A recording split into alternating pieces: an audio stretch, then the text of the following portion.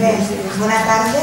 Siga tothom benvingut a una nova conferència integrada en el cicle de conferències sobre crisi energètica i canvi climàtic que han estat organitzades per diferents col·lectius, com ara Ecologistes en Acció, Ecologistes del Sénia i diverses plataformes com l'Antifrac en Comarques de Castelló i Salvem-lo Montsià, a més de per el digital La Calamanda i per col·lectiu Cultural Alambor, que a Benicarló ha tingut una gran implicació en les xerrades. Unes conferències que no han estat possibles sense la implicació dels diferents ajuntaments, tant el de Benicarló com el de Vinaròs i el de la Sénia.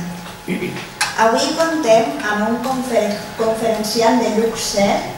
Te damos la bienvenida muy efusivamente y estamos muy agradecidos de que te hayas desplazado hasta aquí para poder ofrecer una conferencia. Jorge. Com dia, estem molt satisfets perquè l'organització ofereix una xerrada de gran contingut divulgatiu i pedagògic. Es tracta de Jorge Richman, al qual agraïm, repeteixo intensament, la seva presència entre nosaltres i que ens traslladarà la seva visió al voltant de la situació i d'un canvi de paradigma i també de com planificar estratègies i camins que ens puguen ajudar a fer-hi front. Richman és poeta, traductor, assagista, matemàtic, filòsof, ecologista i doctor en ciències polítiques. I esta tarda m'han xerrat que també és animalista. La pregunta seria que no eres. El podríem entrevistar y ens podría... Hay un chiste que se cuenta ahí de distintos varios personajes públicos, pero en particular del que fue presidente de Estados Unidos, Gerald Ford, ¿no? De quien se decía que era incapaz de caminar y mascar chicle al mismo tiempo. En general nos las apañamos para caminar y mascar chicle al mismo tiempo. Molt bé. La conferència que ens oferirà serà Camins transitables personals i col·lectius en un escenari de decreixement. Podrem gaudir d'una fusió de tots aquells aspectes que integren la seva personalitat i la seva completa formació.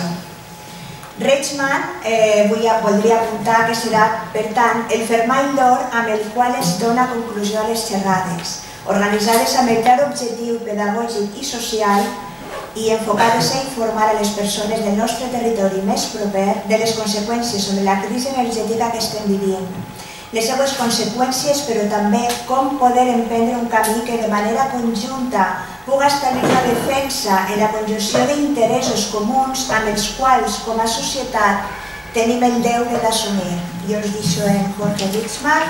Sigueu molt benvinguts i que gaudiu de la conferència.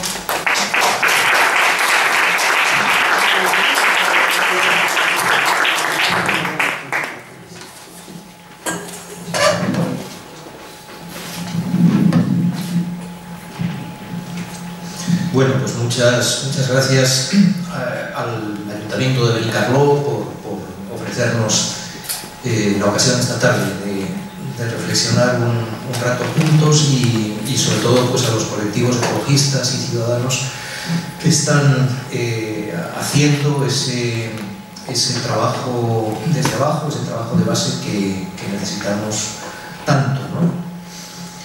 La verdad es que el título que se me propuso para esta reflexión conjunta hoy es amplísimo. Esto de caminos practicables en escenarios de decrecimiento, quizá incluso en escenarios de colapso ecológico-social, pues se podría desarrollar de muchas formas distintas, ¿no? Yo ahí tenía claro que tomar algunas opciones, ¿no? Porque por una manera de entenderlo sería decir, bueno, pues vamos a intentar esbozar la clase de orden socioeconómico sustentable, intentar diseñar eso que sería deseable.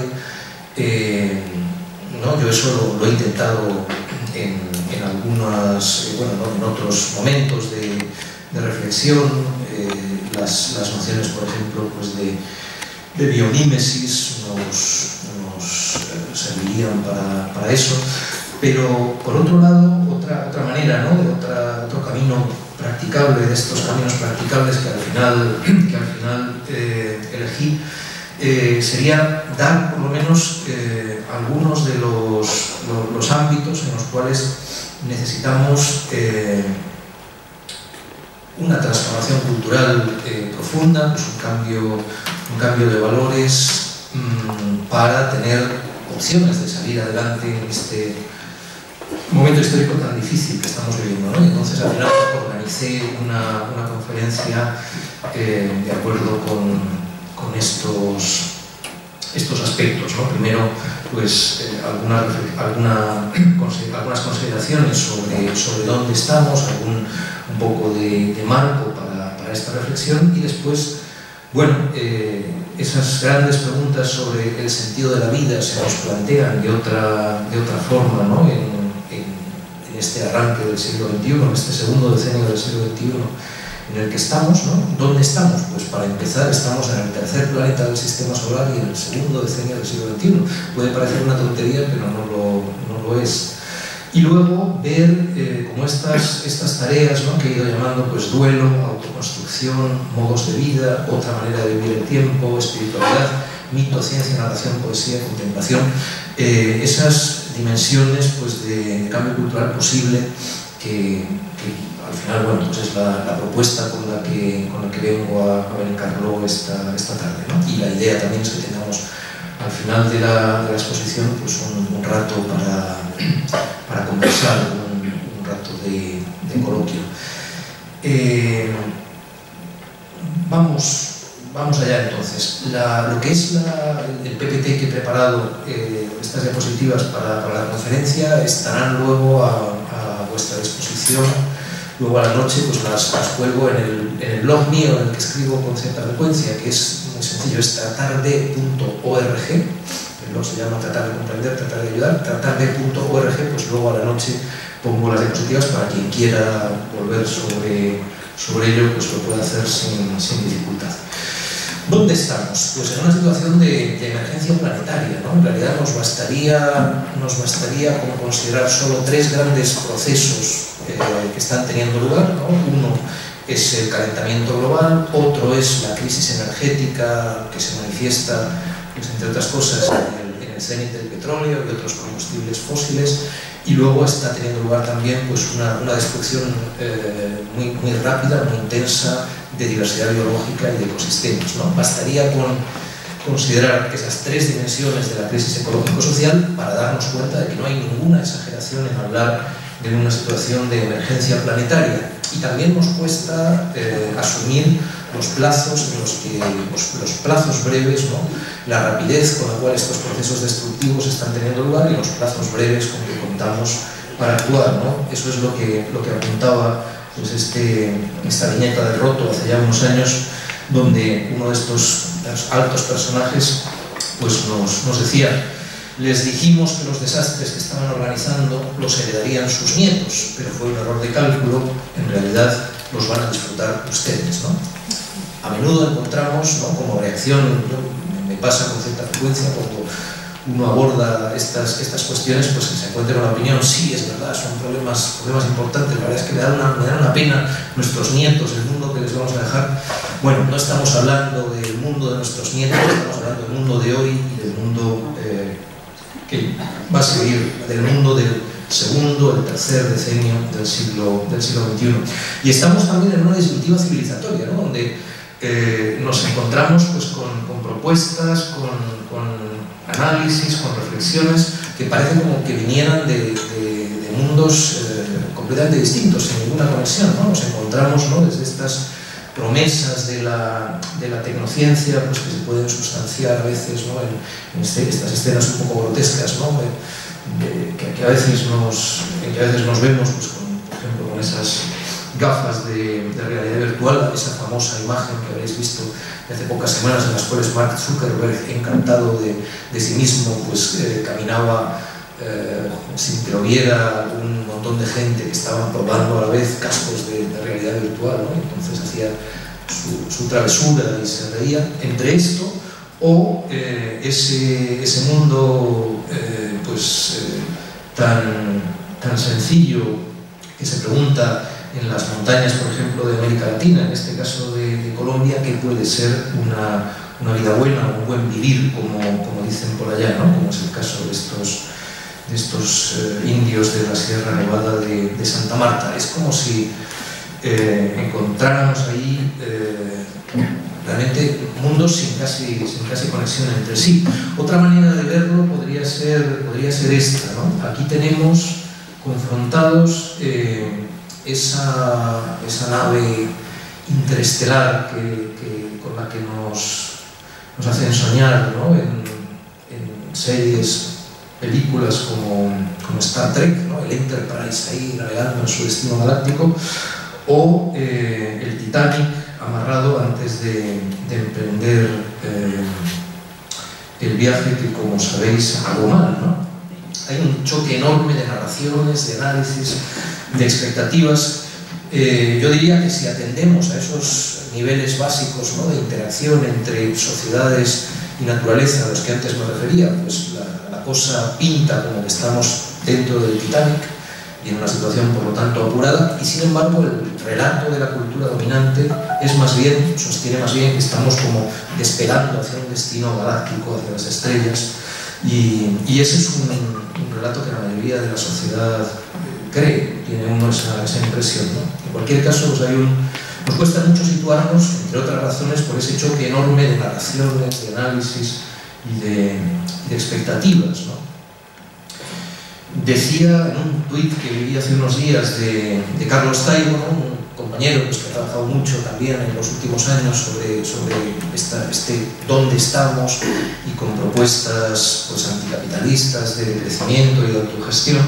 Decía en un tuit el 15M de 2016, 5 años después del 15M, sin ánimo de molestar, lo repito, decía Carlos, urge una confluencia de quienes creen en la autogestión y conocen el riesgo de un colapso inminente. Y se formaba ahí pues, un pequeño juego de respuestas y, entre otras cosas, le contestaban ahí, como dándole una palmadita en el hombro, ¿no? Algunos de sus interlocutores le decían: Carlos, el colapso ya lo dicen los testigos de Jehová, el mundo se acabará algún día, corazón, es inevitable. Y otro le decía: riesgo de colapso inminente lo hay siempre, es la vida, habría que revisar el abuso de narrativas apocalípticas, ¿no? Esa es una reacción que encontramos también a menudo, ¿no? La cosa no será para tanto, no llegará la sangre al río, seguro que van a desarrollar tecnologías mágicas que nos van a sacar del aprieto, en cualquier caso pues tenemos tiempo para reaccionar. Yo creo que esencialmente esas son respuestas erróneas que vienen más de ignorancia al final, ¿no? De no saber de verdad dónde nos encontramos que otra cosa, ¿no? Y luego no es solo que tengamos pues, esos mecanismos de autoprotección, ¿no? Que están pues, muy estudiados por los psicólogos sociales, los psicólogos cognitivos. Ahora también tenemos ahí pues, todas las ayudas de la neurociencia para ver lo poco racionales que somos y cómo nos las apañamos, ¿no? para deformar pues, realidades que tenemos incluso delante de los ojos y seguir más bien envueltos en nuestras ideas favoritas. No es solo eso, sino que además hay mecanismos de desinformación que son muy potentes, ¿no?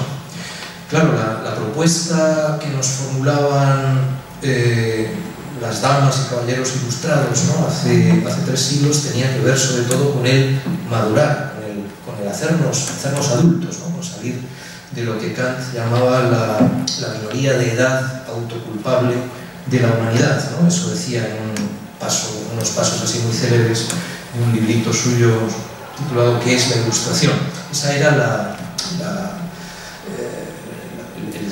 el programa de fondo, digamos, ¿no? De la ilustración europea, era ese abrir los ojos, llegar a despertar y hacernos adultos, ¿no? Salir de la minoría de edad de la que nosotros y nosotras mismas somos responsables al final, ¿no? Y ahí están las líneas muy célebres de Kant. La ilustración es la salida del ser humano de su autoculpable minoría de edad. La minoría de edad significa la incapacidad de servirse de su propio entendimiento sin la guía de otro. Uno mismo es culpable de esta minoría de edad cuando la causa de ella no reside en la carencia de entendimiento, sino en la falta de decisión y valor para servirse por sí mismo de él sin la guía de otro. Sapere aude, ¿no? atrévete a saber. Esa es el gran consejo, digamos, de los ilustrados, ¿no? Abre los ojos, atrévete a saber, llega a ser adulto. Hoy, sin embargo, pues estamos lejos, ¿no?, de haber dado pasos hacia esa mayoría de edad. En cierta forma es como si estuviéramos más bien retrocediendo todavía más hacia la infancia de lo que a los ilustrados me parecía que lo estaban la gente del antiguo régimen, ¿no? Nos regodeamos en fantasías de omnipotencia que tienen algo de infantil, ¿no? Y la tecnociencia moderna juega con eso, nos está prometiendo la realización de deseos infantiles que llegan a ser al final, incluso desembocan en la promesa de inmortalidad, ¿no? Bien, esa es la tentación del poder y esas fantasías de omnipotencia. Y nos quieren niños, nosotros nos dejamos tratar como niños y nos tratan también como niños, ¿no? Aquí contaba pues una anécdota de hace unos años que a mí me impresionó mucho, de hecho no la olvidé desde entonces, ¿no? En una entrevista con un famoso realizador de televisión, con Chicho Ibáñez Serrador, ¿no?, responsable de programas pues, que veían millones de personas en nuestro país. En cierto momento decía que en su trabajo él tenía que suponer que se dirigía a chavales de 13 o 14 niños de edad, ¿no? El público no lo podía pensar como un adulto de estos ilustrados, digamos, que abren los ojos y se atreven a pensar, sino como un adolescente, un niño, y de hecho la cosa pues todavía parece que ha ido a peor, ¿no? Decían algún comentarista de la campaña electoral reciente en Estados Unidos, ¿no?, todavía está en marcha, que ha enfrentado a Donald Trump con otros candidatos, pues que una de las reglas básicas hoy de las campañas electorales convertidas en reality shows era no subestimar nunca la ignorancia del votante, ¿no? Y se fijaban en cómo las campañas que estaban llevando a cabo Donald Trump en Estados Unidos y Boris Johnson en Gran Bretaña, ahora con la campaña antes del referéndum que acaba de tener lugar, era llamativo cómo empleaban el lenguaje infantil en sus discursos, declaraciones y tuiteos, ¿no? Y en particular parece que Donald Trump pues empleaba sobre todo la palabra yo, la cuarta que más utilizaba es Trump, y luego entre las que más utilizaba estaban las palabras perdedor, ¿no? You are a loser, ¿no? Constantemente ahí, o no queremos ser perdedores, perdedor total, idiotas, tontos y estúpidos. Y pues un estudio que habían hecho en una universidad por allá había llegado a la conclusión de que el vocabulario y la gramática de Trump correspondía a la forma de hablar de los niños de 11 años o menos, ¿no? De 10 u 11 años.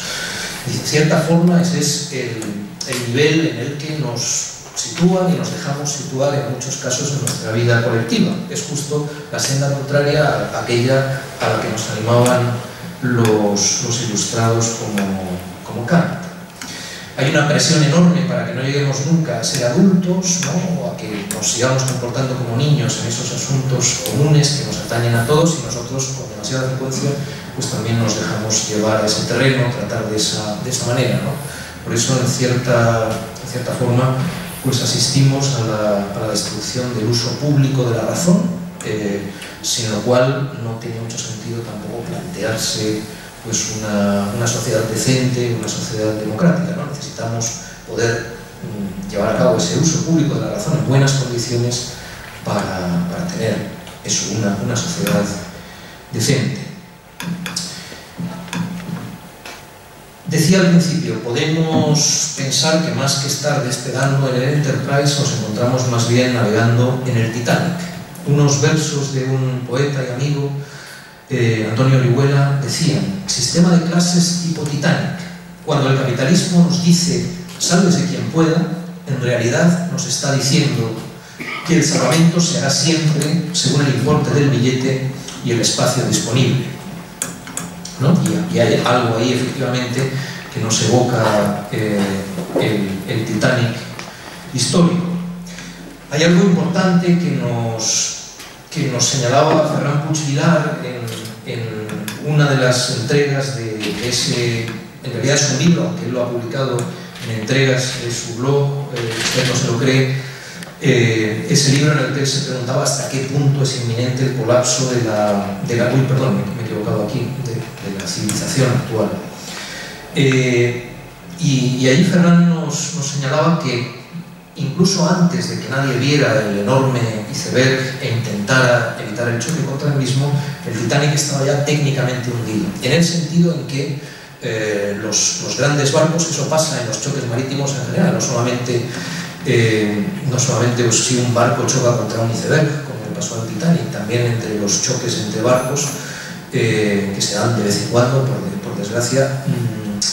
Claro, los buques modernos son tan enormes que tienen una inercia grande, son navíos difíciles de maniobrar, y entonces es cierto que si uno emprende la maniobra de esquivar demasiado tarde, a partir de cierto momento ya, incluso aunque lo intente pues, a toda máquina, todo a babor, todo a estribor, lo que sea, acaba chocando, ¿no? Y también ejemplos históricos pues, de choques de barcos entre sí que muestran eso con mucha claridad, ¿no?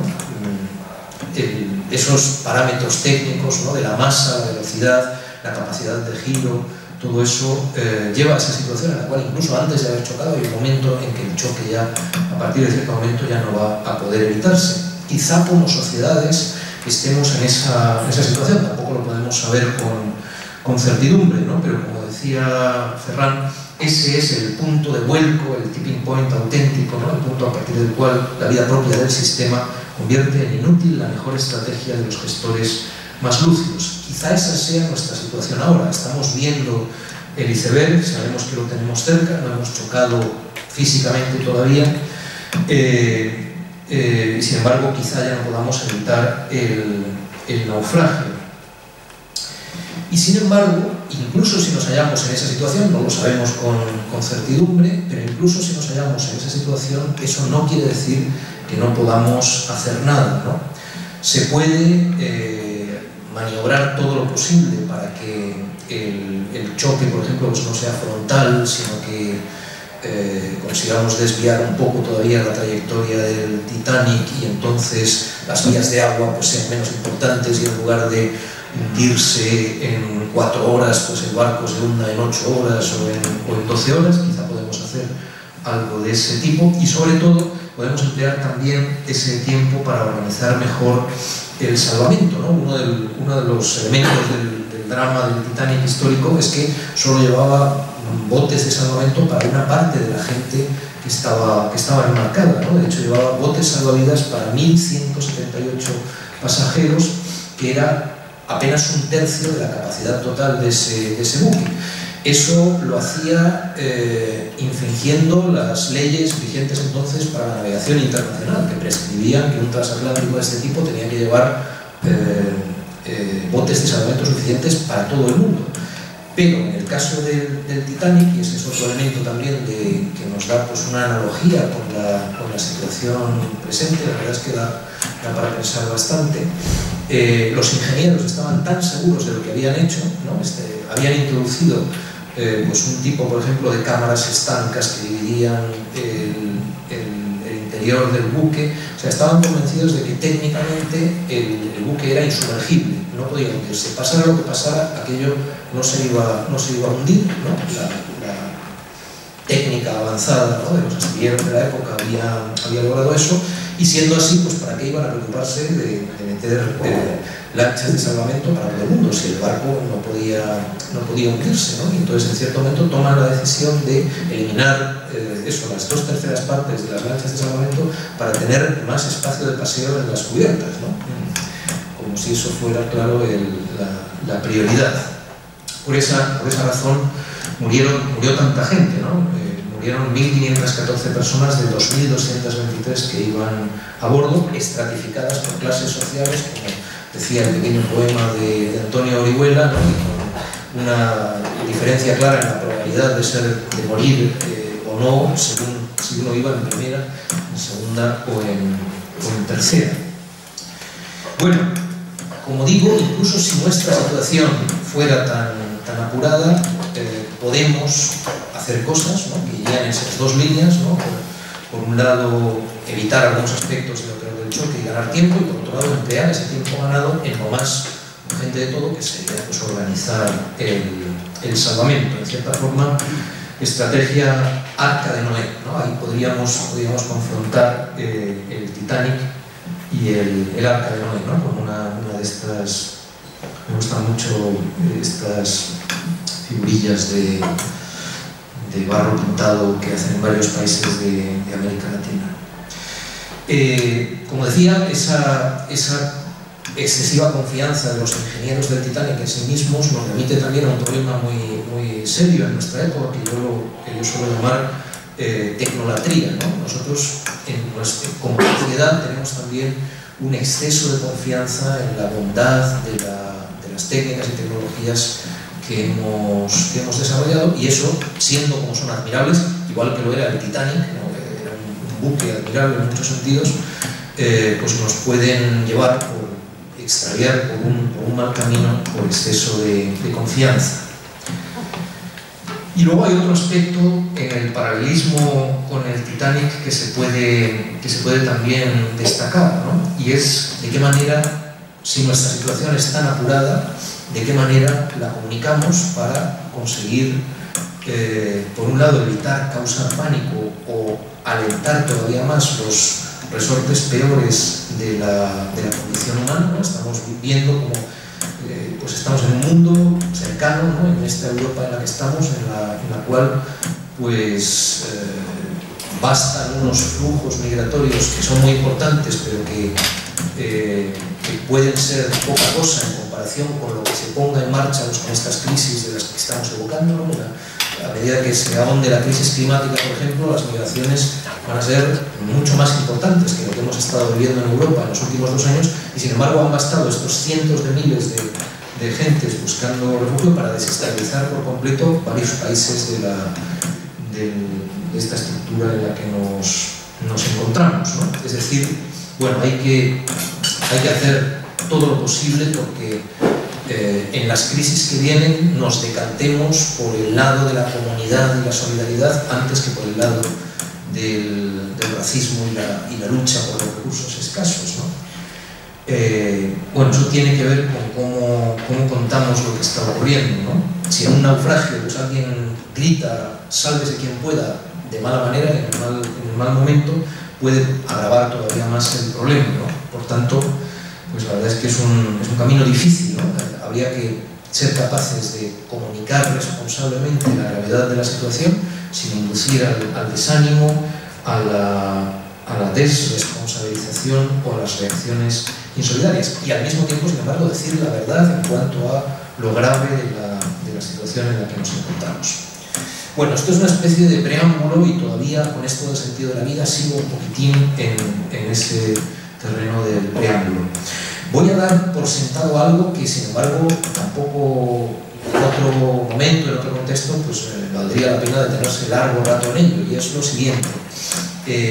No podemos, todos estos asuntos no los podemos tratar en posición de espectadores. O sea, no son algo que veamos pasar, sino algo en lo que o nos implicamos en primera persona o realmente pues lo tenemos difícil. Eso tiene mucho que ver con la clase de política que se está desarrollando o no en nuestros países, o conseguimos dar un verdadero salto adelante en cuestiones de participación y de asumir en primera persona las cuestiones y dejar de lado pues esa mentalidad de yo ya voto para que me resuelvan los problemas, o lo tendremos difícil, ¿no? En ese sentido, pues yo no concibo una vida buena, una vida bien vivida que no incluya la militancia, el activismo,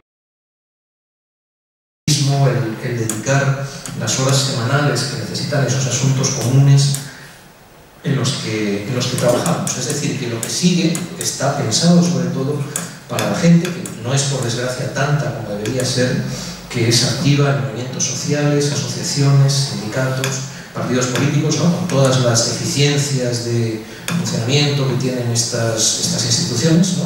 Sobre eso, si queréis, hablamos también después, pero a pesar de que sea pues muchas veces una tarea ingrata, no siempre es plato de gusto, otras veces sí que lo es, ¿no? Disfrutamos también con esas actividades colectivas, pero muchas veces no lo es, y sin embargo, pues hay que, ese momento de la praxis político-social es inevitable. Y lo que sigue está pensado para esta clase de gente activa, ¿no?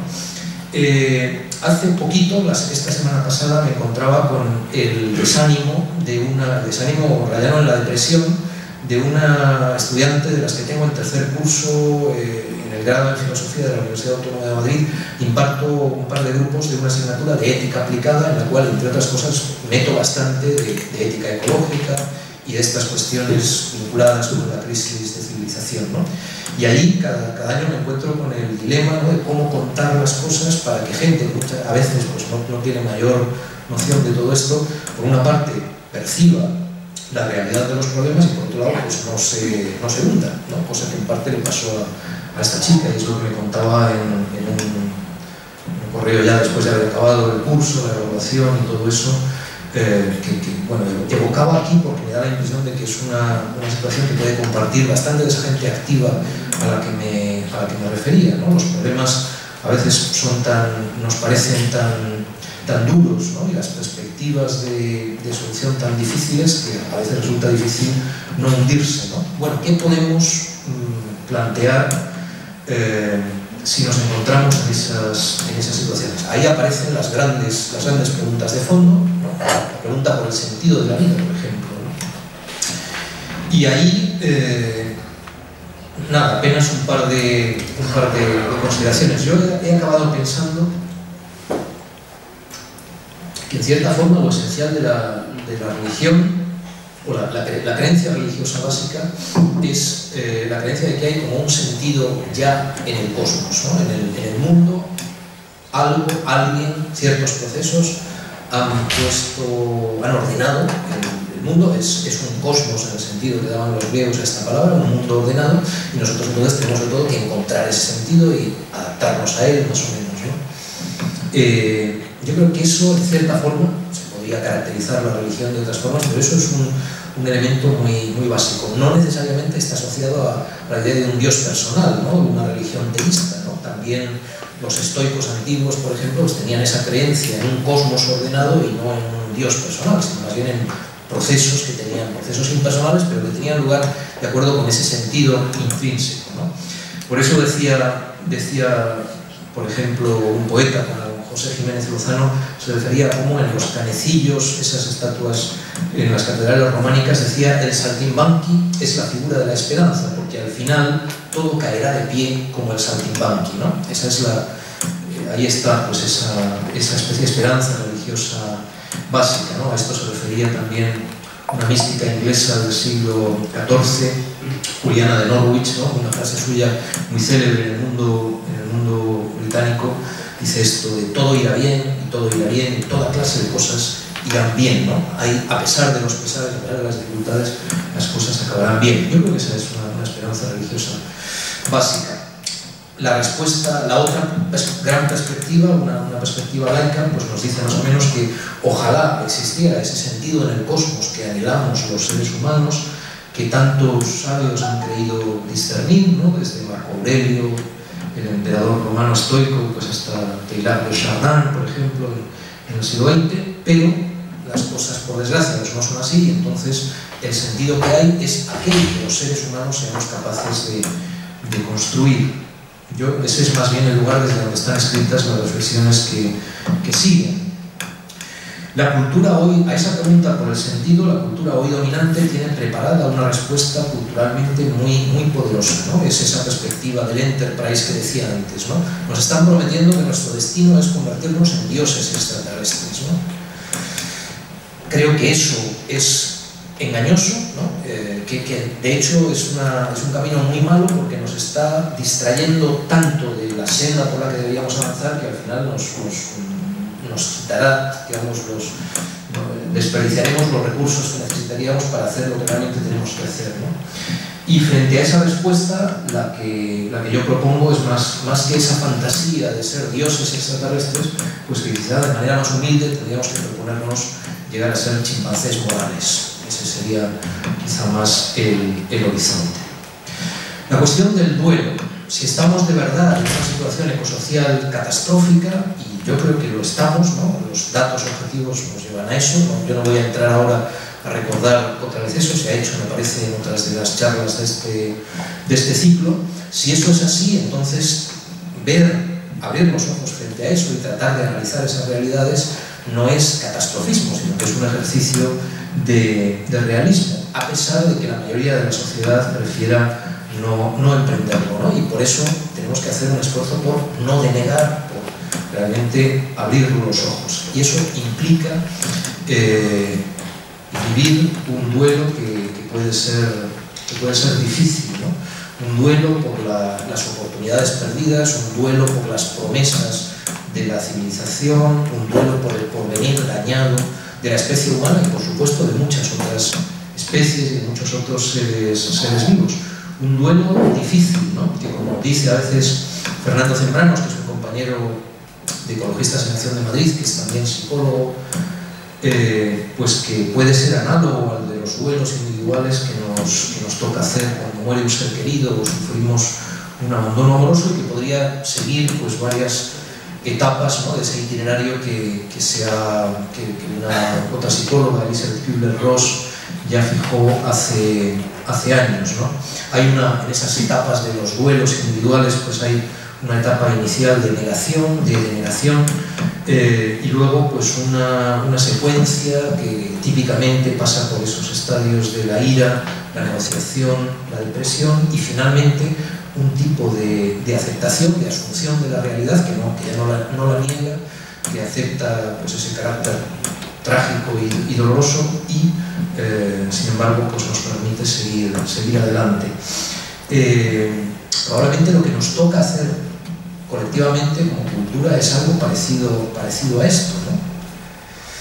Bueno, esta era Elisabeth Kübler-Ross, que trabajó en Estados Unidos buena parte de su vida y es una de las mayores expertas mundiales en el tema de la muerte. La noción de autoconstrucción, que tiene importancia para mí, decía en una entrevista reciente un novelista sueco, Jonas Jonasson, del cual han traducido algunas de sus novelas al castellano, decía en una entrevista: el ser humano no es malo, es estúpido. Bueno, incluso eso es un poco demasiado optimista, ¿no? El asunto probablemente sea más duro, es decir, somos estúpidos y también malos a la vez. Es decir, somos capaces de una extrema irracionalidad y a la vez podemos ser xenófobos, dominadores y presos de esa desmesura culpable que los griegos llamaban hybris, ¿no? Propensos a la extralimitación, a la desmesura, a caer en trampas que nosotros nos ponemos a nosotros mismos. Malos y estúpidos, pero no somos solamente eso, también somos, los seres humanos, pues yo creo que si a poco reflexionemos sobre la condición humana nos damos cuenta de cómo en casi todos los aspectos aparecen fenómenos de ambigüedad, ¿no? De ser una cosa y la contraria. Somos también seres capaces de racionalidad y de compasión, ¿no? Tenemos distintas posibilidades de ser humanos, ¿no? Podemos ser humanos de varias formas.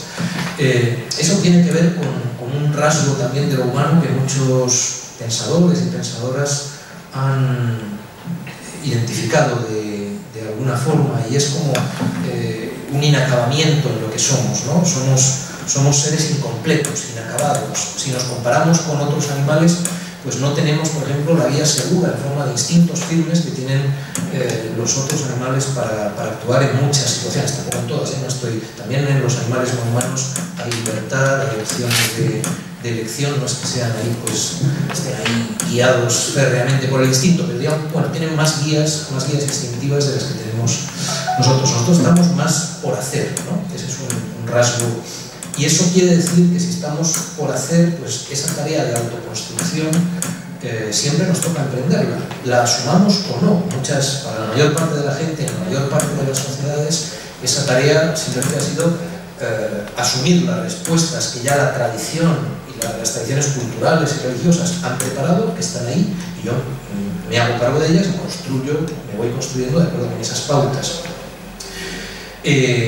si no estamos en esa, y de hecho, pues al menos en las sociedades como la nuestra, ya no estamos en esa situación, cuestionamos más las respuestas que las tradiciones tienen ya, ese repertorio cultural a nuestro alcance, valoramos más, a veces sobrevaloramos también, ¿no?, el valor de los individuos, tiene algo de opción, tiene más grados de libertad, digamos, o más elementos de opcionalidad, quizá que en otros lugares y momentos históricos, y ahí pues nos toca al final de alguna forma decidir si nos dejamos ir a lo mejor o a lo peor en nosotros mismos. Son posibilidades abiertas, ¿no?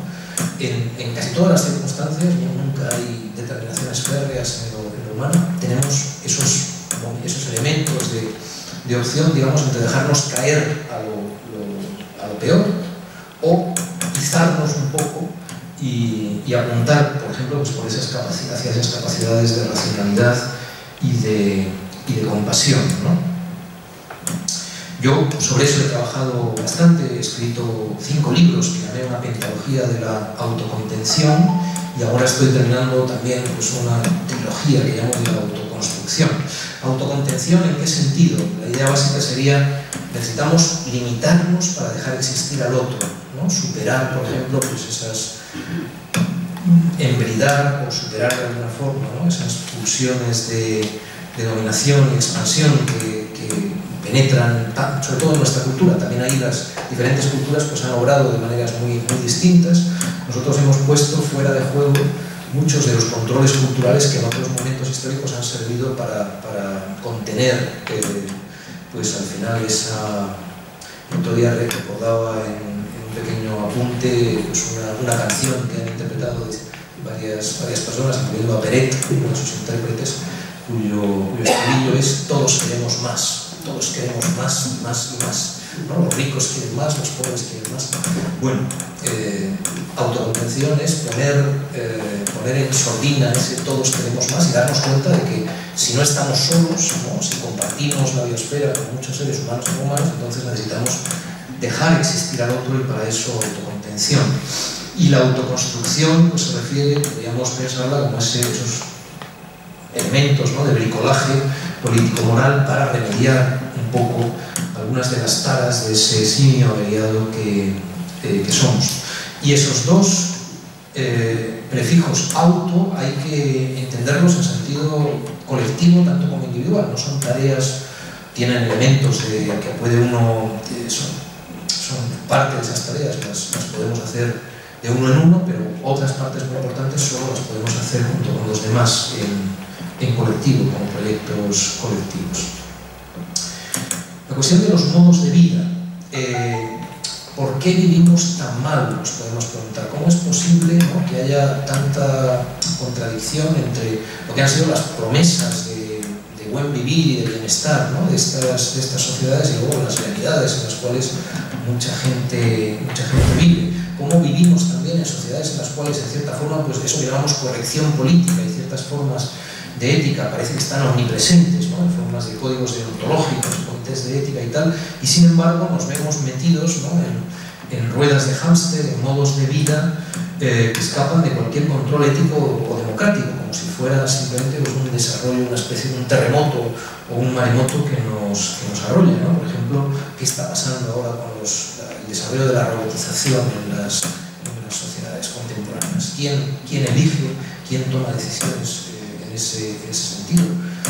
Nuestras sociedades tienen algún momento en que puedan realmente sopesar pros y contras y decidir. Bueno, eso nos pasa en un montón de terrenos, ¿no? Por eso muchas veces pues, nos preguntamos por qué estamos viviendo nuestras vidas como si fuéramos hámsteres enjaulados en nuestras ruedecitas gimnásticas, y eso considerándonos, sin embargo, muchas veces subjetivamente libres. Bueno, eso, una parte de la respuesta pues son lo que hay que llamar dinámicas sistémicas, ¿no? La dinámica autoexpansiva del capitalismo, la dinámica de la tecnociencia, la dinámica de la aceleración social, que al final se convierte también en un fenómeno que se realimenta a sí mismo. Para hacer frente a ese tipo de dinámicas sistémicas, quizá tengamos que cuestionar, centrar la atención en lo que son los modos de vida, ¿no? Bueno, este es un autor que ha trabajado sobre eso, un belga, Marc Condiadi. Los modos de vida son esos conjuntos de prácticas y de expectativas de comportamiento que impone de forma estable el sistema a los individuos y a los grupos y que al final acaban imponiéndose, lo quieras o no, de manera independiente a la voluntad de los actores. Es algo que está entre medias entre los individuos y los sistemas sociales, ¿no?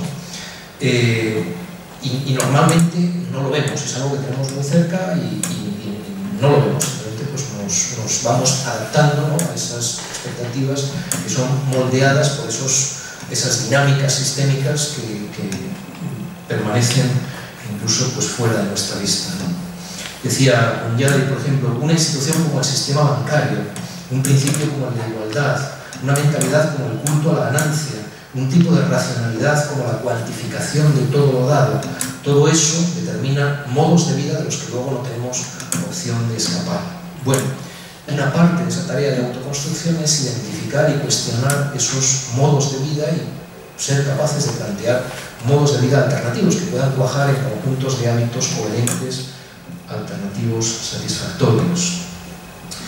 Eso nos remitiría a una de las vías interesantes para pensar también sobre este asunto, sería volver un poco atrás la mirada. Dentro de nuestra propia tradición cultural pues tenemos a los filósofos grecorromanos que fundaron, por ejemplo, pues 6 grandes escuelas filosóficas, ¿no?, platónicos, aristotélicos, epicúreos, estoicos, cínicos, escépticos, ¿no?, 6 grandes posibilidades de autoconstrucción humana, buscando precisamente no desarrollar sistemas teóricos, aunque hicieran también su labor científica, de conocimiento y demás, sino sobre todo proponer modos de vida y para eso formar comunidades. Ahí hay una historia de la cual podemos todavía aprender. Eso es lo que nos propone desde hace años uno de los pensadores importantes del siglo XX, un francés que se llama Pierre Hadot.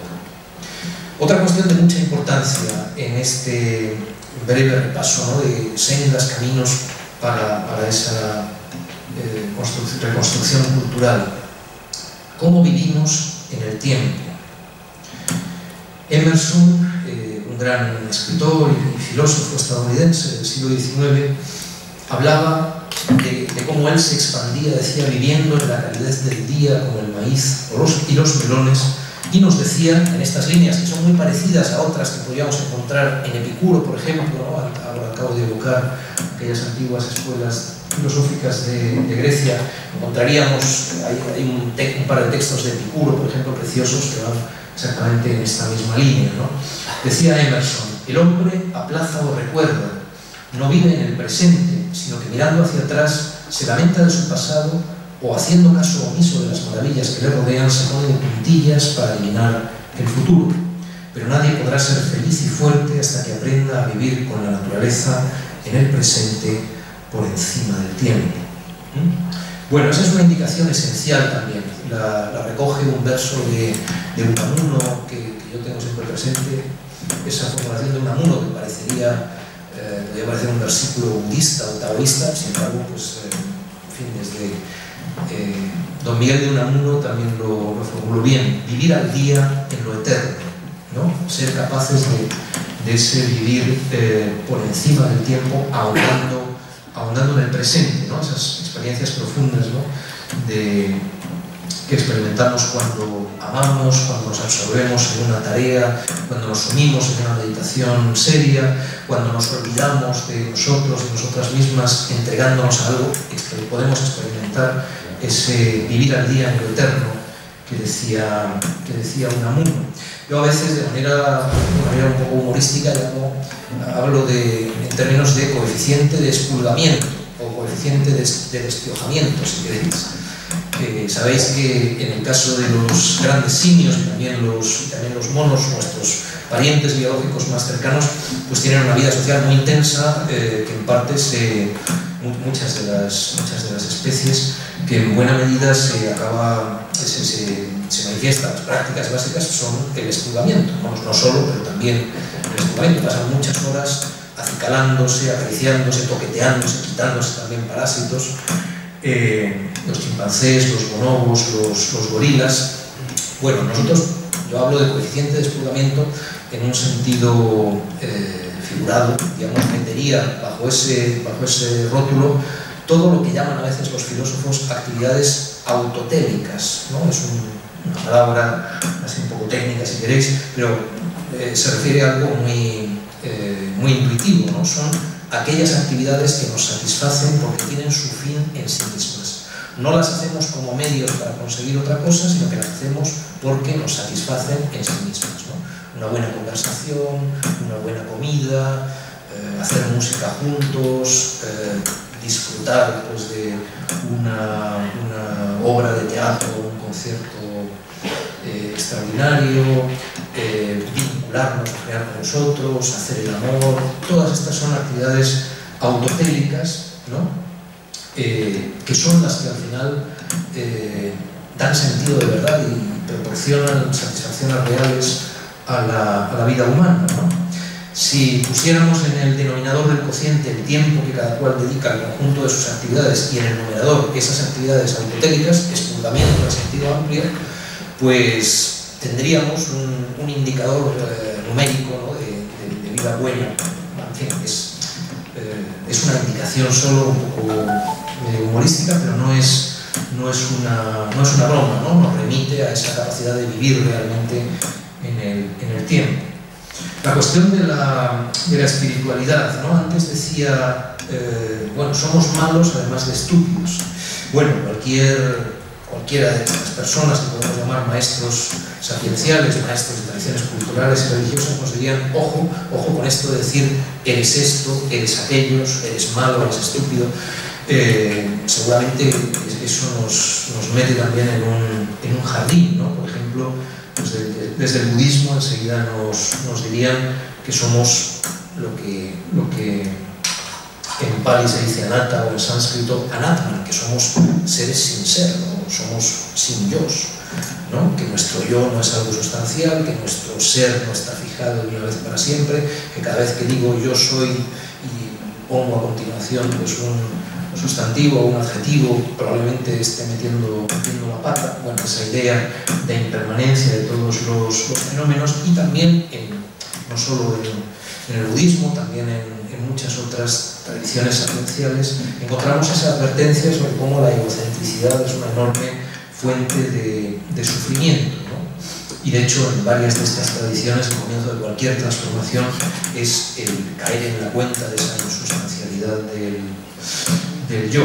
Bueno, yo diría que lo esencial de cualquier forma de espiritualidad no supersticiosa está en ese hacer retroceder nuestra egocentricidad, ser capaces de poner un poco entre paréntesis, dejar de considerarnos en todo tiempo y en todo lugar el centro del mundo, y en cambio quizá considerarnos, ser capaces de vernos y de sentirnos como si fuéramos uno más entre eso que desde el taoísmo, por ejemplo en China, pues hablaban de los 10.000 seres, como una expresión para designar a todos los seres del mundo, ¿no?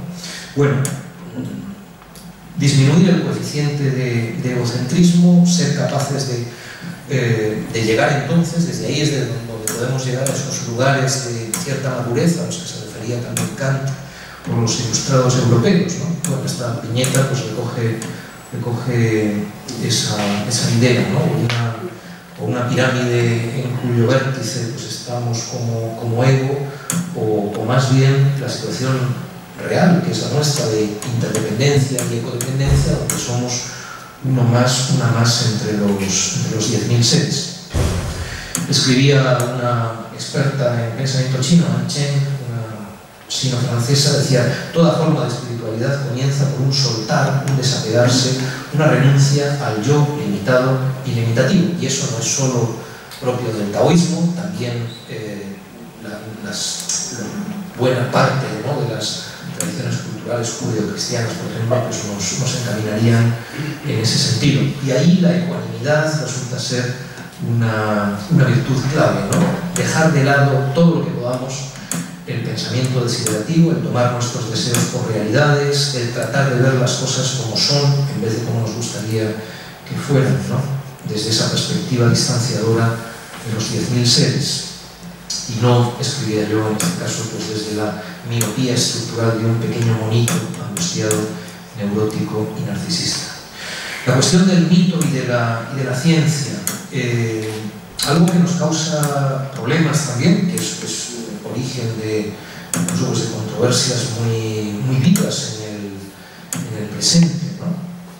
Es hasta qué punto podemos situarnos fuera de un marco de pensamiento mítico, el desmitificar por completo, ¿no? El llevar hasta el final pues, procesos de racionalismo secular en Europa y en otros sitios.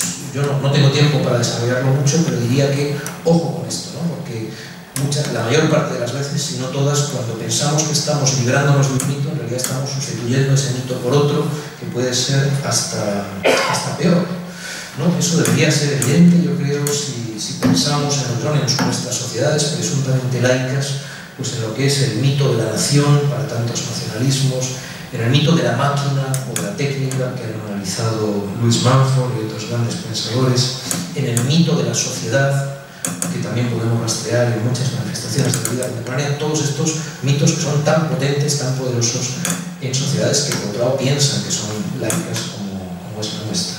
Quizá deberíamos reconocer la razón mítica como un nivel propio de la psique humana, no algo contrapuesto con el logos o con la racionalidad, sino más bien como algo complementario con las distintas formas de racionalidad. Y entonces la contraposición no sería tanto entre razón y mito como entre mitos mejores y mitos peores, ¿no? Antes, por ejemplo, pues ponía esa fotografía pues de una estantería de mi despacho donde junto el Titanic y el Arca de Noé. El Arca de Noé es un mito cultural para nosotros muy valioso, yo creo, en los tiempos en que vienen, ¿no? O el mito de Eros y de Tánatos que propone el psicoanálisis, o uno de mis mitos personales pues es el de la Gran Asamblea. Yo diría que no hay logos, que no hay formas de racionalidad sin mito para los seres que somos, pero precisamente por eso nos importa mucho no subestimar las formas de racionalidad, precisamente por lo frágiles que son. Ese logos, esa posibilidad de logos en el ser humano, a pesar de que a veces nos decimos, bueno, pues nuestros problemas vienen de que somos demasiado racionalistas. Yo creo que no, vienen de que somos insuficientemente racionales en un sentido amplio y plural de racionalidad, porque no hay una razón con mayúsculas, sino racionalidades en plural, ¿no? Y el mito se nos va a dar siempre por añadidura, o sea, no vamos a estar nunca fuera de contextos míticos, ¿no? Viene siempre en el pack. Entonces, la contraposición no es mito frente a razón o mito frente a ciencia. Necesitamos también ciencia.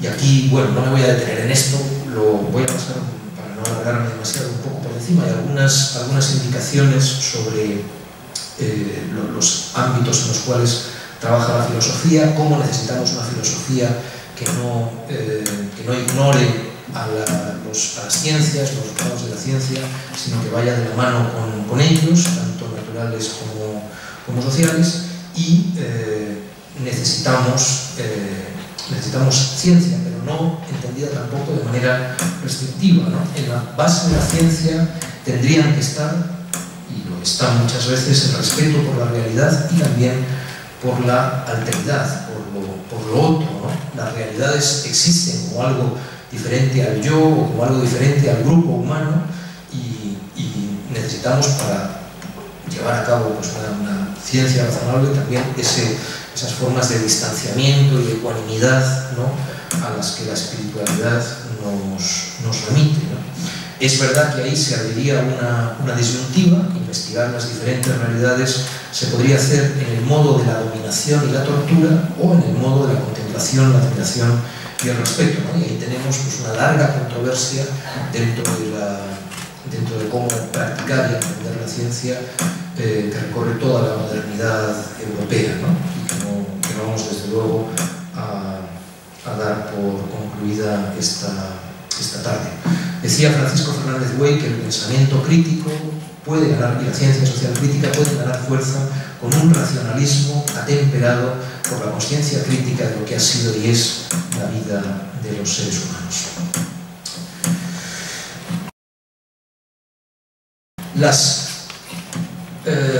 Lo narrativo, nuestro ser homo narrans, decía Joan Didion, una novelista contemporánea, para estar vivos nos contamos historias a nosotros mismos, ¿no?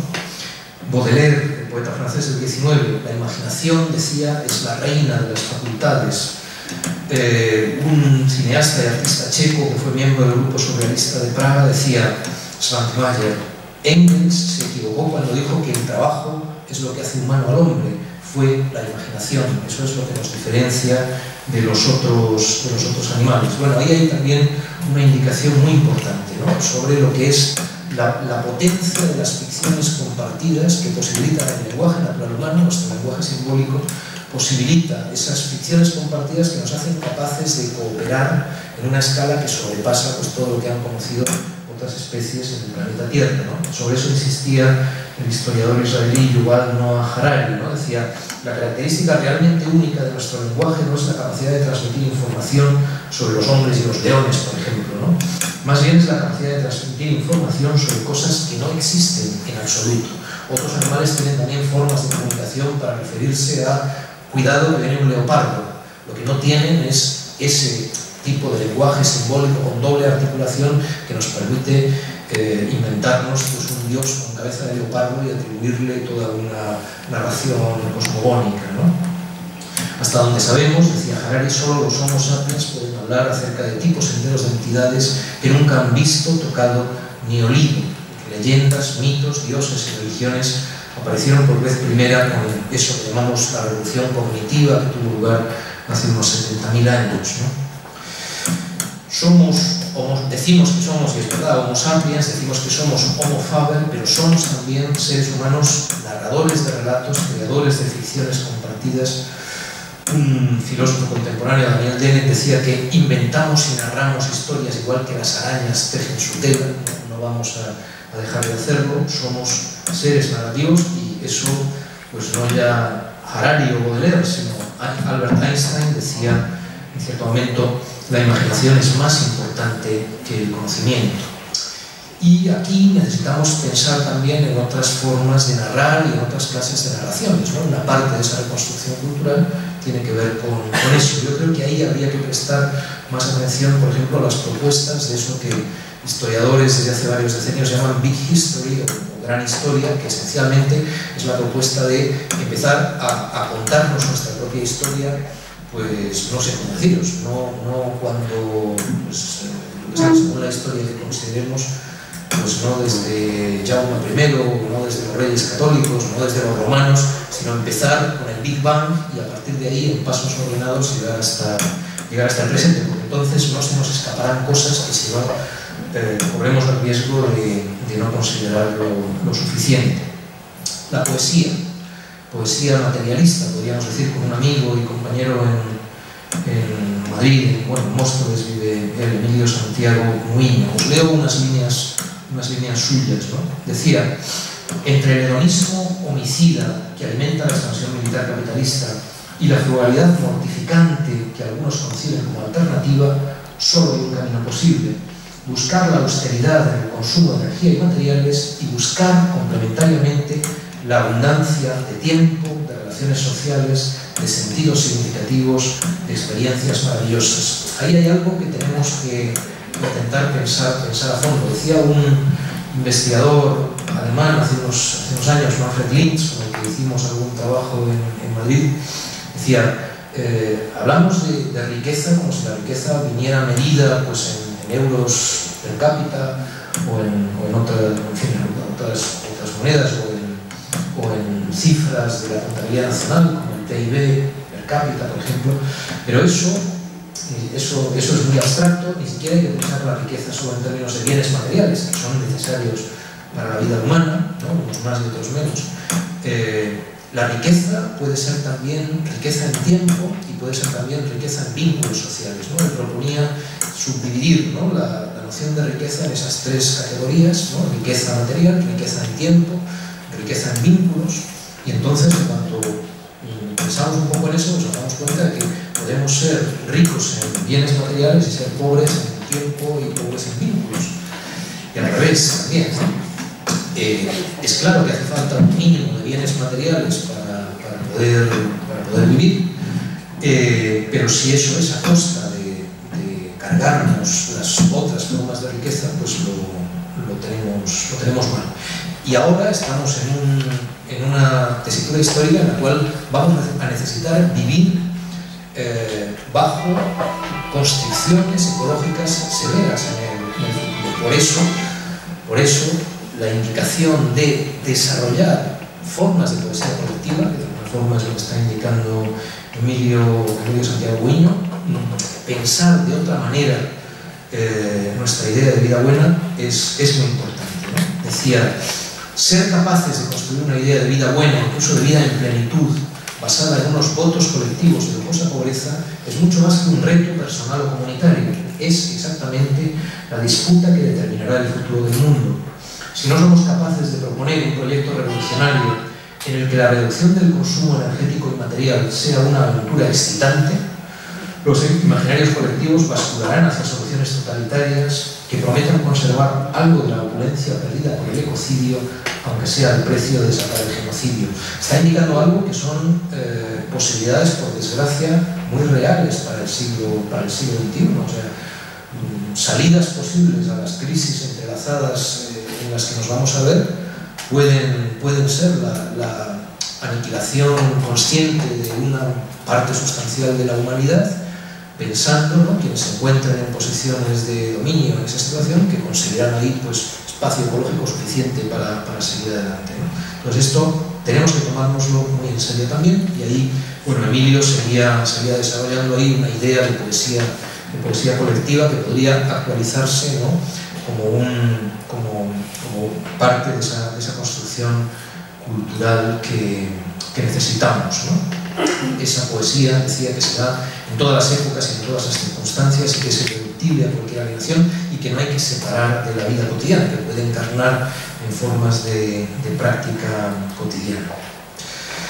Voy concluyendo. Contemplación. Yo esto lo llamo a veces el problema de Pascal.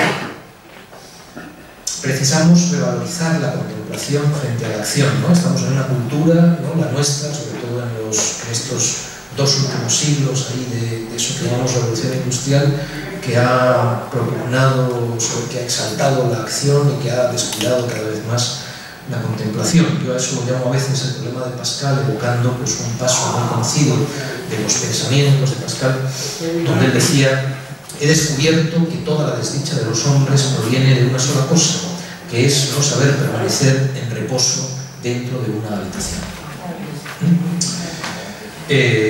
Bueno, eso hay que tomárselo también en serio, ¿no? Nunca estamos en casa, decía Montaigne, siempre estamos más allá, ¿no? No conseguimos sentirnos en paz con nosotros mismos dentro de esa habitación de Pascal. Bueno, hay que trabajar también para ser capaces de confrontarnos de forma productiva con el vacío, ¿no? ¿Por qué pensar, por ejemplo, sobre la experiencia del aburrimiento?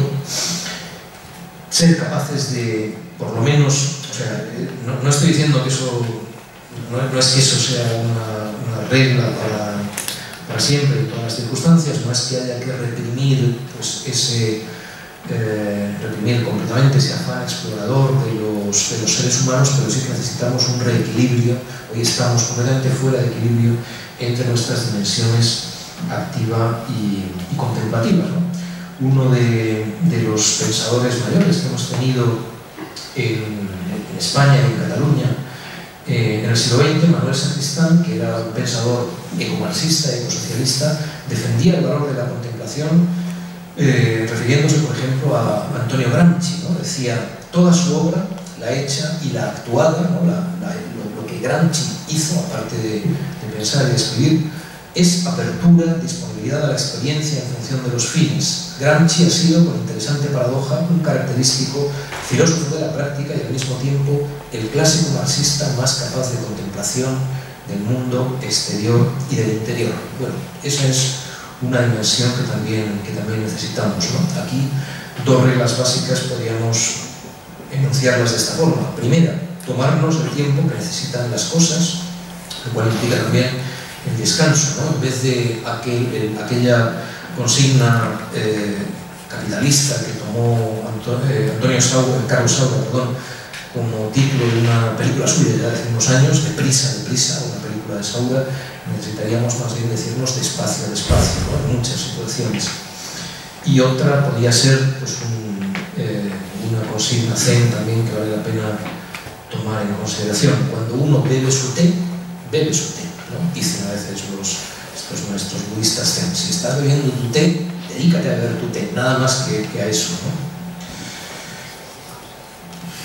Occidente lleva varios siglos sobrevalorando la acción y nos ha llegado quizá el momento de promocionar sistemáticamente la contemplación para favorecer cierto equilibrio. La finitud de la biosfera nos debería reenviar a una reflexión sobre la finitud humana, ¿no? Un asunto pues, que nunca ha sido fácil para los seres humanos, ¿no? Animales que sabemos que vamos a morir, todos los animales van a morir, pero nosotros encima tenemos conciencia de eso de una manera pues, muy nítida, ¿no? No es que tampoco los otros animales carezcan de toda conciencia de que van a morir, pero no como esa conciencia discursiva y anticipadora que es la nuestra. Hoy quizá tenemos, con la crisis ecológico-social que afrontamos, una oportunidad, que ojalá que no sea la última, de afrontar pues, ese aprendizaje que de verdad importa, ¿no? ¿Qué significa ser humanos y cómo convivir humanamente sobre esta tierra? Y algunas observaciones para acabar, y luego ya pasamos al coloquio. 3 criterios que podríamos proponer para todas nuestras iniciativas de transformación cultural. Primero, construcción de comunidad. Segundo, superación del tribalismo. Tercero, metabolismo sustentable. Parece fácil, es fácil de decir y sin embargo muy difícil de hacer, ¿no? Incluso hay una contradictoriedad interna en esto. Construir comunidad y superar el tribalismo son dinámicas que tienen un elemento de contradicción. O sea, necesitamos hacer ambas cosas a la vez y sin embargo pueden ser, y lo han sido en muchas circunstancias históricas, dinámicas contradictorias, ¿no? Y la idea de un metabolismo sustentable choca contra aspectos básicos del funcionamiento del capitalismo, o sea que no estamos hablando de poca cosa. Pero serían como 3 grandes criterios para estas iniciativas de transformación.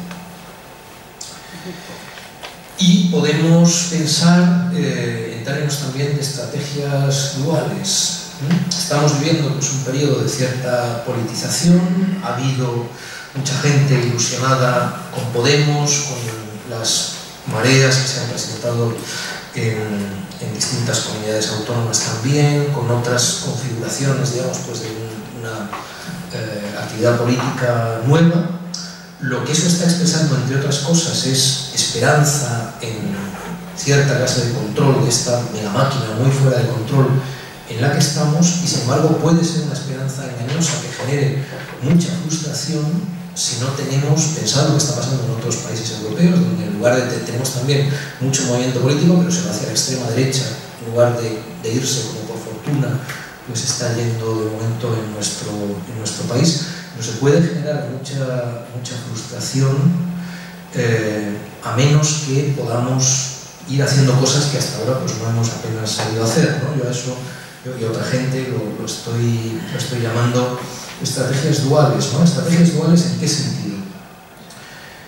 Simplificando mucho las cosas, intentar maniobrar con alguna habilidad de ese Titanic que probablemente va a hundirse para crear mejores condiciones para el salvamento de los pasajeros, y eso quiere decir no dejar de lado el combate por las instituciones y el intento de llegar también pues, a algunos lugares de las estructuras políticas vigentes, locales, regionales, estatales y de ámbito también superior, de manera que se puedan abrir algunos espacios para políticas diferentes, pero no creo que eso no va a permitir, incluso si hubiera pues un pasado mañana, dentro de 2 semanas,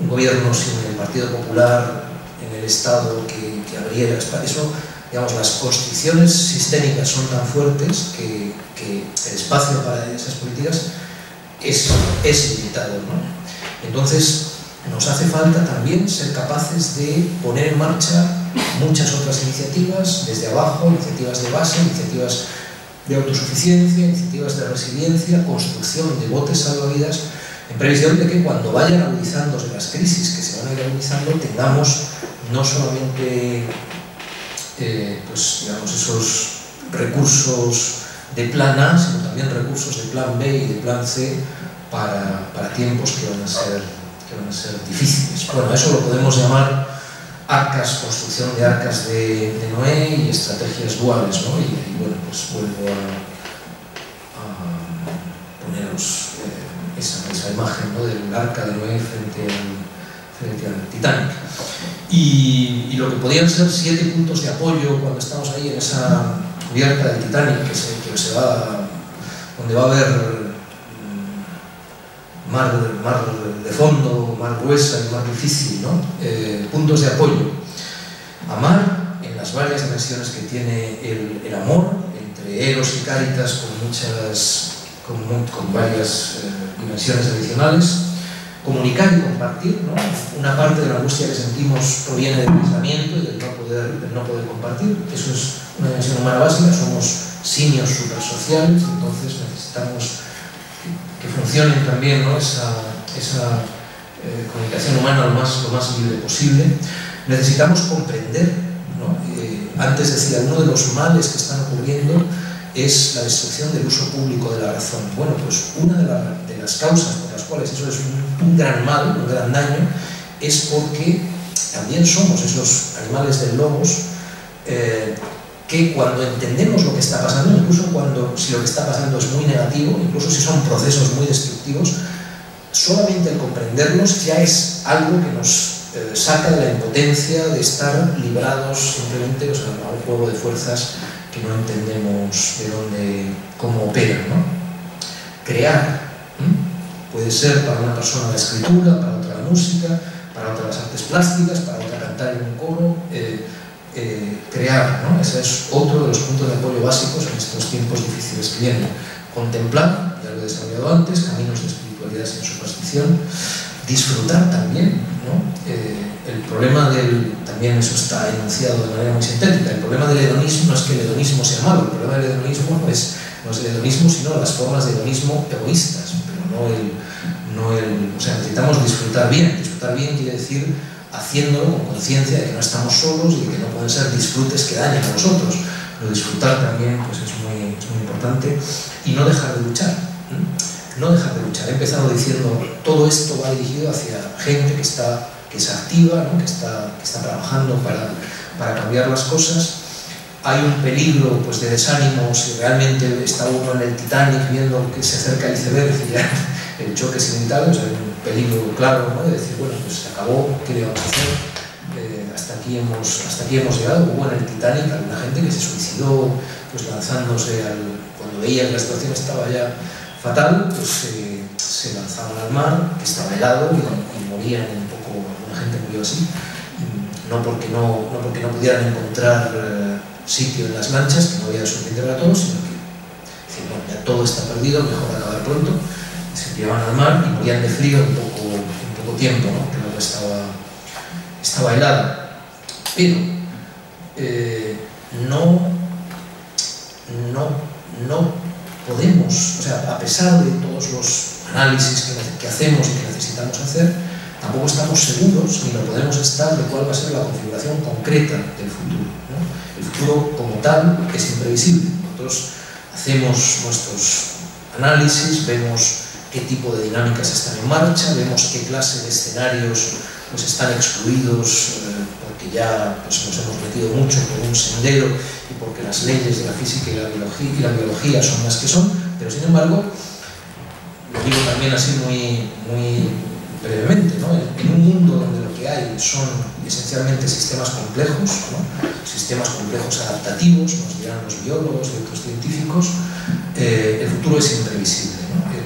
Los grados de interacción compleja, son demasiado elevados, y entonces no podemos prever el futuro.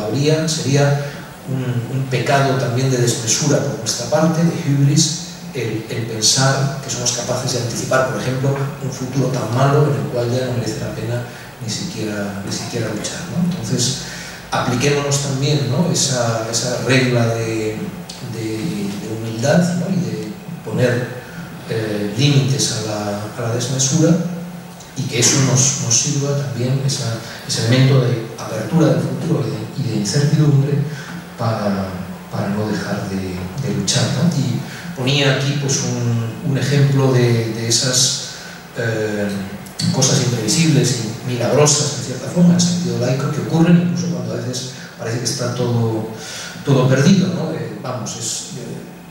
Suelo pasar la parte que puedo del verano, ahora enseguida, en un par de semanas o 3, podré subir para allá, en un camping, ¿no?, que está en la Sierra de Guadarrama, al norte de Madrid, cerca de Pederinos.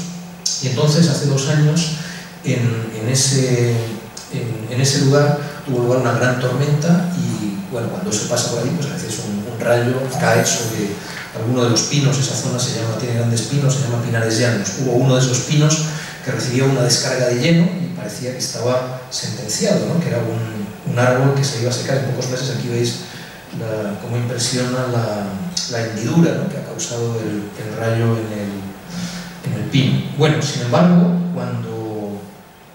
aquello pues me impresionó mucho, y lo veía de alguna forma con una imagen sobrecogedora y ominosa, ¿no?, me identificaba, había una señal civilizatoria pues del mal rumbo en el que nos encontrábamos, ¿no? Y sin embargo, al volver el verano siguiente a ese lugar, el pino estaba vivo. O sea, era un pino que en principio hubiera tenido que morirse allí mismo, de un año para otro hubiera tenido probablemente que secarse, y sin embargo estaba verde y en pie, ¿no? Bueno, eso es para simplemente daros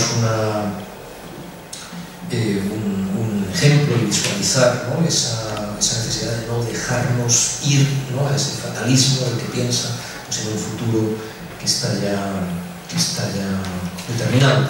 Incluso si casi toda la evidencia racional de que disponemos señala que vamos hacia un colapso civilizatorio, sabemos que nos aguardan sorpresas para bien y para mal, y que incluso en estos tiempos de colapso o de Titanic que se hunde, el colapso no es el fin del mundo, ¿no? Bueno, aquí tenéis pues alguna formulación erudita de esa misma idea, entonces no la voy a repetir. Luego, un último asunto para terminar: trabajar también lo que los budistas, por ejemplo, se puede llamar de otras formas, el desapego del fruto de la acción, es decir, salir en la medida en que podamos de la acción instrumental, ¿no?, que nos resulta muy difícil, ¿no?, porque somos también seres pues, que estamos acostumbrados, nos representamos fines y luego actuamos persiguiendo esos fines, ¿no? El esquema medio-fin es completamente básico para la acción humana. En la medida en que limitamos eso un poco, nos despegamos un poco de eso, vamos a ser capaces también de vivir y de obrar mejor. Y por eso, eso se puede vincular no solamente con Buda, sino también pues, con grandes luchadores como el jefe apache Jerónimo, a quien he puesto también aquí, porque nos acompañará un poco al final de la charla, o también, de otra manera, ¿no?, tiene también gracia pues, en asociarlos de esa forma, lo mismo que algo parecido a lo que proponía Kant también en su intimación, si lo leemos de cierta manera también, a desprendernos en la medida en que podamos de los fines utilitarios y de hacer las cosas que hay que hacer cuando hay que hacerlas, por lo menos en ciertas circunstancias. Y eso sería todo. Ahí tenéis otra imagen de la Sierra de Guadarrama, por la que me gusta pasear cuando tengo tiempo para ello, en la cual pues hice un pequeño graffiti en una de las paradas de autobús del Valle de Fuenfría, que recoge esa idea de autocontención, ¿no?, uno de esos bucles de realimentación que volverían del sujeto a sí mismo. Bueno, se puede visualizar así, ¿no?, la noción de autocontención. Y eso sería todo. He puesto al final algunos libros en los cuales desarrollo con mucha más extensión estas ideas. Y como os decía, pues luego a la tarde, a la más tardar, mañana por la mañana, de todas formas pongo en el blog esta presentación, estas diapositivas, en tratardE.org, y está a vuestra disposición. Y de momento nada más. Ahora tenemos un rato, ¿no?, para coloquio y... Sí, claro, por supuesto. Bueno, una pregunta.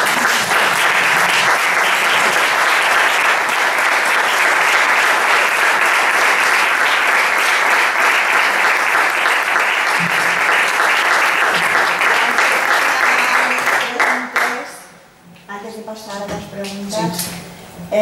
¿Podrías hacer un apunte de por ejemplo, Peces fuera del agua, que es uno de los libros que sale aquí en la diapositiva, en el PowerPoint? Hacer algún apunte y ya, si quieres, pasamos a... Bueno, aquí están agrupados en las dos diapositivas como dos libros por parejas, ¿no? Estos dos, Fracasar mejor y Peces fuera del agua, son libros con fragmentos, textos breves, ¿no? El primero, de hecho, pues le puse ese subtítulo de fragmentos, interrogantes, notas, protopoemas y reflexiones. Y Peces fuera del agua, pues es un libro del mismo tipo, o sea, son como libros gemelos, escritos uno primero, Fracasar mejor, y ahora acaba de publicarse Peces fuera del agua, en los cuales al hilo de cosas que van ocurriendo y en forma de textos breves, pues procuro transmitir a un público amplio, si fuera posible, a lo mejor gente que no se pone a leer pues un ensayo más sistemático, pero sí que un libro de estos que son textos pues que puedes abrir en la página 100 un día y leerte 5 páginas y dejarlo, y luego empezar en la página 200 un par de días después. Hay gente que es una forma que a lo mejor le puede apetecer más. De hecho, incluso progresando más en esa línea, me abrí una cuenta de Twitter hace un poco más de un año y lo hacía con la idea también de acabar escribiendo pues como un libro que he titulado, lo tengo que terminar ahora, he titulado Disparos con parábola, en el cual la condensación pues fuera todavía mayor, y ya en forma de aforismos, con idea de intentar llegar a públicos diferentes pues con esta clase de reflexiones. ¿Por qué se llama, Fracasar mejor? Es un lema que tomo de Samuel Beckett, una consigna muy importante, yo creo, de uno de los escritores más interesantes del siglo XX, ¿no? En lugar de proponernos, ¿no?, ese más y más y más, aspirar a fracasar mejor. Y Peces fuera del agua pues nos remite a esa situación difícil en la cual nos encontramos. La imagen es que estamos en un mar de mercantilización, ¿no?, en una sociedad en la cual los procesos de que todo se convierte en mercancía avanzan cada vez más, y que en esa circunstancia el proponernos o digamos las prácticas a las que antes me he estado refiriendo, pues en buena medida nos hacen sentirnos a veces como peces fuera del agua, ¿no? O sea, que son prácticas contra corriente, ¿no? Y pues eso lo desarrollo también en algunos de esos textos del libro. Y luego estos otros dos libros, que también irían ahí un poco quizá por parejas, pues son Autoconstrucción, es un ensayo bastante más extenso y ordenado, en forma de libro de filosofía social, digamos, ¿no? Desarrollo ideas, análisis e ideas para esa transformación cultural que necesitamos, ¿no? Pues, por ejemplo, creo que nos hace falta pensar cómo cómo hemos llegado a la noción de individuo con la que estamos operando en esta cultura, cómo se ha construido eso, y dedico un capítulo a eso. Hay varios. Y luego este otro librito, es más breve, Cómo vivir acerca de la vida buena, pues es una antología extensa de textos de clásicos, ¿no? Antes hablábamos